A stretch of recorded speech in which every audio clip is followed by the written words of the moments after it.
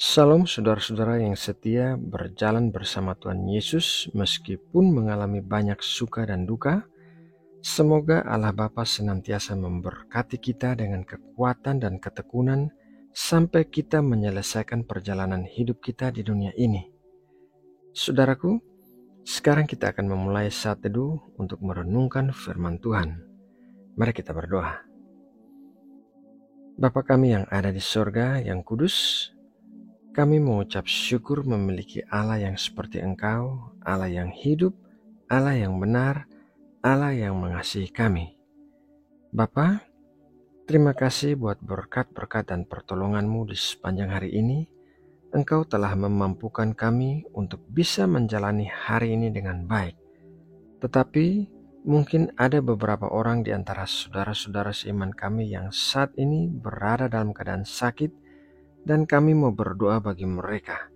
Kami memohon belas kasihan-Mu bagi setiap saudara kami yang sakit, dan kiranya kuasa kesembuhan-Mu mengalir, menjamah dan menyembuhkan dari setiap penyakit. Berikanlah juga kekuatan yang baru dan pemulihan yang sempurna. Terima kasih Bapa. Kami berdoa juga bagi masalah-masalah lain yang dihadapi oleh saudara-saudara kami terkasih. Bapa, kiranya Engkau memberikan hikmat dan kekuatan untuk menjalani setiap pencobaan dan ujian dengan baik.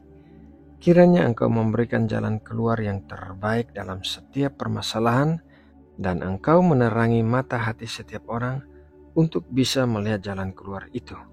Berkatilah setiap anak-anak-Mu dengan pernyataan kehadiran-Mu, sehingga meningkatkan iman dan pengharapan di dalam Engkau.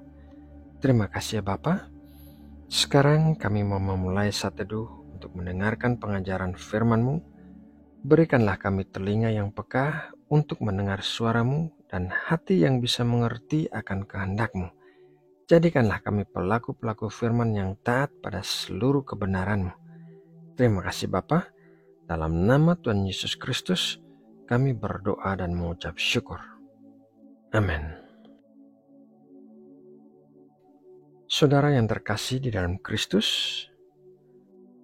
saat Tuhan berbicara kepada murid-muridnya tentang keadaan akhir zaman, Ia memberikan peringatan demikian.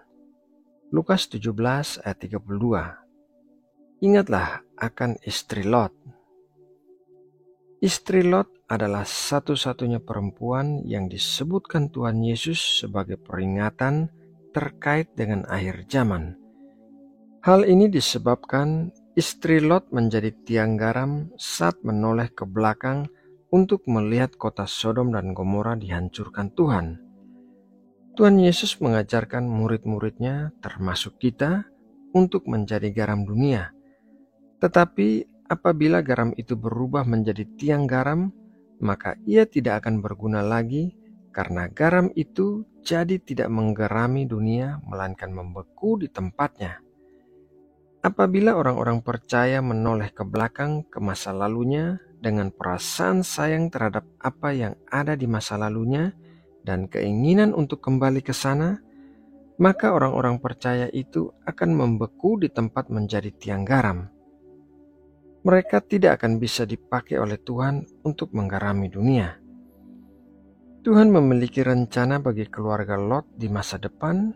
Oleh karena itu, Tuhan menyelamatkan keluarga Lot dari kota Sodom dan Gomora. Namun, ketika istri Lot berubah menjadi tiang garam, hanya tertinggal Lot dan kedua anak perempuannya.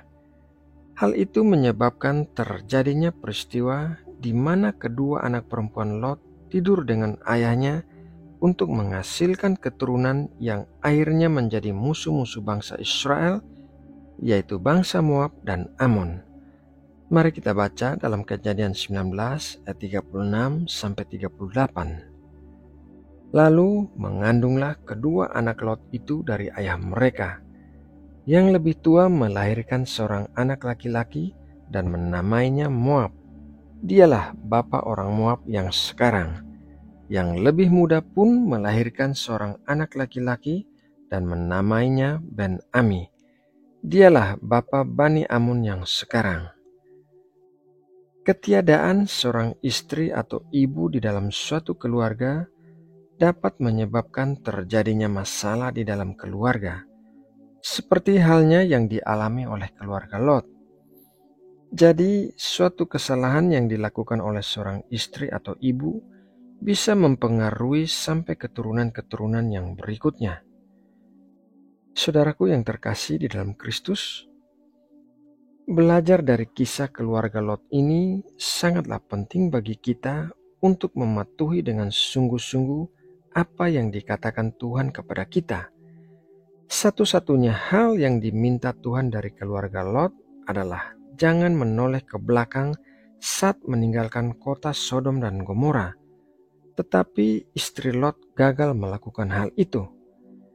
Apa yang ada di belakang kita atau masa lalu kita sudah dibakar habis oleh Tuhan. Apabila kita ingin dipakai Tuhan untuk melakukan perkara-perkara yang lebih besar di dalam hidup kita, maka kita tidak boleh menengok ke belakang dengan perasaan sayang dan keinginan untuk kembali. Kita harus terus maju ke depan untuk menjalani masa depan yang telah Tuhan persiapkan bagi kita. Janganlah kita menjadi tiang garam, melainkan menjadi garam dunia yang berguna untuk mengasinkan orang-orang yang belum percaya. Nah, saudaraku yang terkasih di dalam Tuhan Yesus Kristus, demikianlah renungan firman Tuhan malam ini. Semoga renungan ini menjadi berkat dan kekuatan di dalam hidup kita untuk sungguh-sungguh mentaati perintah Tuhan. Mari kita berdoa untuk menutup renungan ini. Tuhan Allah kami, Allah yang mengasihi kami dan kami kasih, terima kasih atas berkat pengajaran firman-Mu malam ini. Engkau telah mengajari kami untuk taat melakukan perintah-perintah-Mu demi kebaikan kami sendiri. Berikanlah kami kekuatan dan keberanian untuk meninggalkan masa lalu kami yang telah Engkau bakar, agar kami memandang masa depan kami dengan penuh iman dan pengharapan. Kiranya kami menjangkarkan iman dan pengharapan kami di dalam Tuhan Yesus Kristus saja. Bapa, sebentar lagi kami akan beristirahat. Kami berdoa memohon perlindungan-Mu di sepanjang malam saat kami tidur, dan kiranya damai sejahtera-Mu memenuhi hati dan pikiran kami sehingga kami bisa tidur dengan tenang. Kami serahkan hidup kami dan segala kebutuhan kami ke dalam tangan-Mu, sebab kami percaya Engkau akan memelihara kami. Bapa, kami juga mau berdoa bagi bangsa Indonesia dan kota tempat tinggal kami. Kami mohon keamanan dan kesejahteraan di seluruh Indonesia. Kami memohon keadaan damai dan tentram, serta dijauhkan dari bencana apapun. Berkati dan lindungilah juga para pemimpin negeri ini. Nyatakanlah kehendak-Mu bagi Indonesia, yaitu kehendak-Mu yang baik dan sempurna. Terima kasih Bapa atas kasih dan belas kasihan-Mu bagi negeri kami. Dalam nama Tuhan Yesus Kristus, kami berdoa dan mengucap syukur. Amin.